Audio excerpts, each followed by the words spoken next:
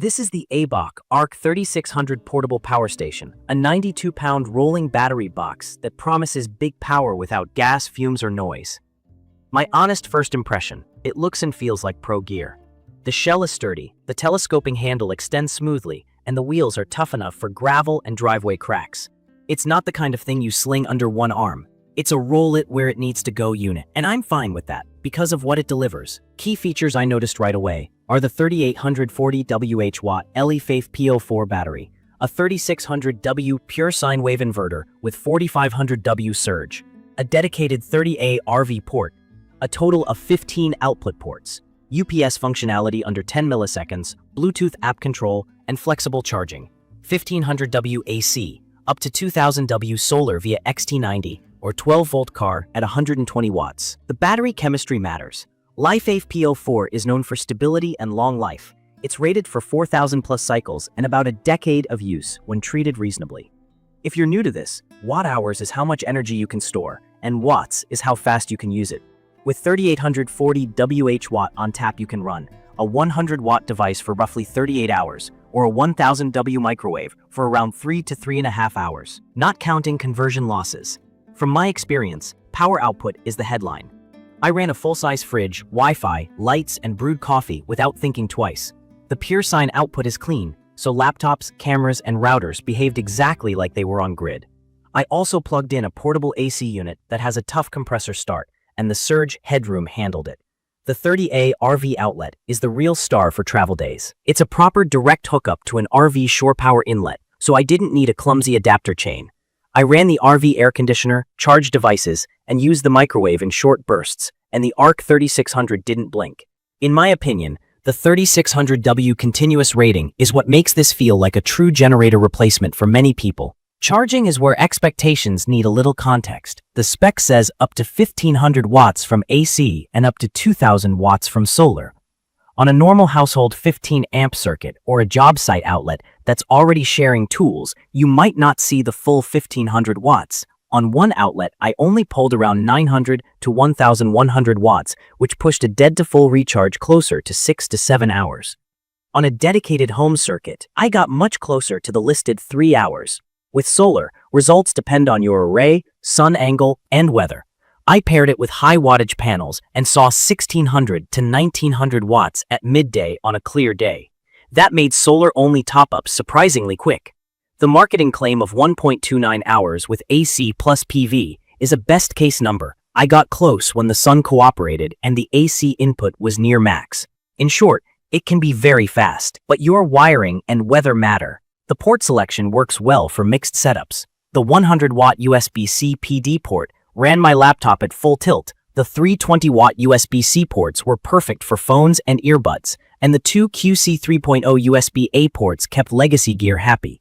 For DC gear, the XT60 12-volt 25A handled a portable fridge cleanly, the cigarette lighter port gave me quick power for inflators and dash cams, and the DC 5521 barrel jacks powered smaller network gear. The 5 AC outlets are convenient, and that 30A port is the reason I'd pick this over units without it, is RV use is on the table.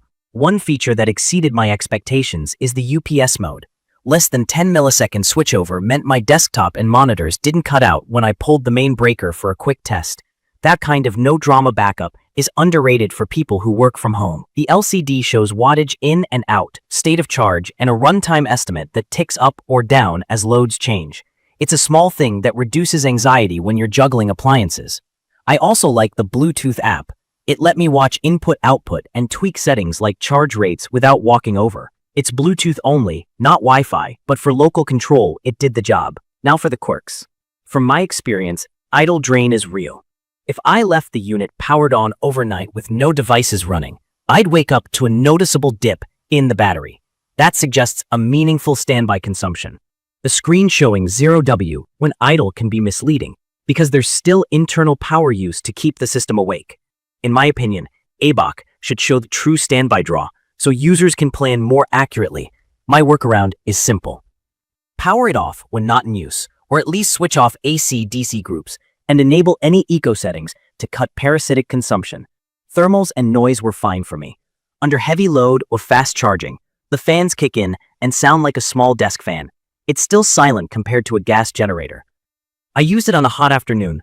The fans ramped as expected, and I made sure the vents weren't blocked. I wouldn't park it in direct sun if I could avoid it. Keep it shaded and let it breathe. Portability is exactly what the design implies. It rolls easily across flat surfaces, but stairs or loading into a tall SUV is a two-person job. At 92 pounds, that's just reality.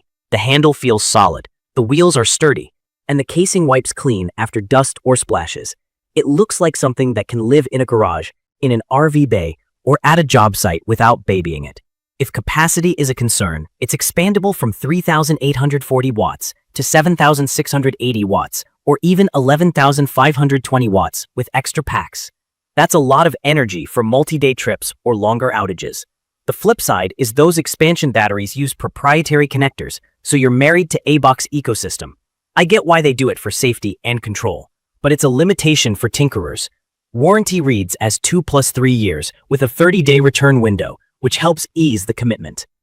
It's perfect for RV owners who want a quiet shore power alternative, homeowners who need a smooth UPS for essential circuits, contractors who hate running extension cords for light to medium tools, and anyone building a solar-first setup with real recharge speed. From my experience, the combination of high continuous output, fast PV input, and that 30A port is what sets it apart in actual day-to-day use. I'd recommend this for people who need serious wattage for shorter bursts or daily cycles, who value clean power for sensitive electronics, and who plan to use solar often.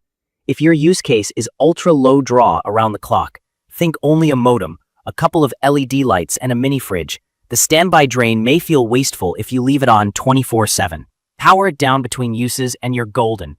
In my opinion, the ABOK Ark3600 earns its spot as a heavy-duty, rollable power solution that replaces a gas unit for many scenarios without the noise and fumes.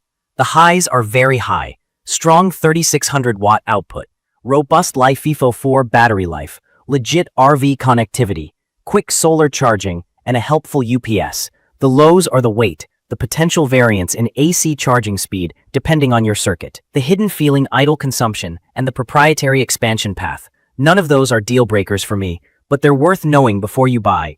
In conclusion, this is a serious power station for people with real loads to run and a plan for how to recharge. Treat it like a central power hub. You roll to wherever work or comfort demands, and it pays off. If you found this video helpful, hit subscribe, drop your questions or your own experiences in the comments, and tell me what you want to see tested next. Thank you for watching.